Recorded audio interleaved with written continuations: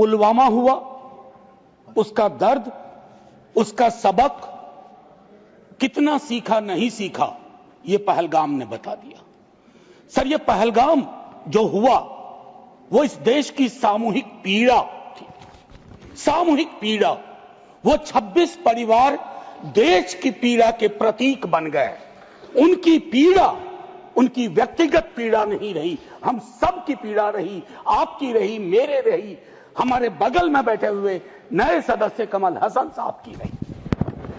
Sir, अब समय आ गया है, एक बार पूरा सदन, आज ही नहीं, आज से पूर्व की सारी घटनाओं से लेके पहलगाम तक लोगों को कहे हम क्षमा प्रार्थी हैं, हम इतिहास से सबक नहीं लेते।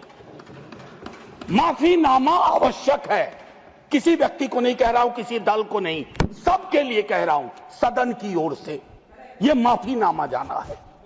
जान चली जाती है। सर, मैं क्या कहूं, खुफिया एजेंसी को कोई कहता है जानकारी थी, तो उस इशारे पर इरादे क्या बने, किस प्रकार की कोशिश हुई, हम आज तक क्लूलेस हैं, आज तक क्लूलेस हैं।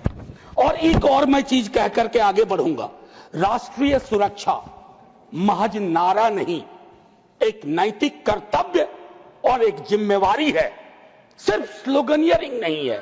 हमने राष्ट्रीय सुरक्षा, राष्ट्रीय मुद्दे को स्लोगनियरिंग का विषय बना दिया। एक और डिस्क्लेमर दे करके मैं अपनी बात, सर, ये पहलगाम के बाद जब चूंकि सदन नहीं बैठ रहा था तो मैंने लगातार लेख भी लिखे। एक लेख लिखा था सर, यूनिटी इन ग्रीफ। इस देश की एक खूबसूरती है सर, कोई आपदा आती है, कोई सामूहिक इस प्रकार की चीज होती है, यह देश एक जैसा सोचने लगता है सर, एक जैसा सोचने लगता है। कोविड ने एक किया था, इस तरह के हादसे भी एक कर देते हैं हम लोगों को। लेकिन सर, ये जो national unity in the times of grief है, it should become a kind of shield to protect the government from valid criticism. ये फर्क है ना सर, ये फर्क मैं समझता हूं कि एक परिपक्व लोकतंत्र में यह अंतर स्पष्ट होना चाहिए कि सैन्य सेवा और राजनीतिक नेतृत्व अलग अलग चीज है। कॉन्फ्लेट करते हैं पाकिस्तान के लोग।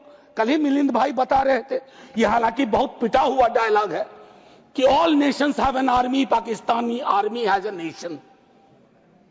हमारी आर्मी की खूबसूरती रही, जैसा मानस ने कहा अभी, they don't wear any religion, any ideology on their sleeves, in their hearts, everywhere it is the tricolour.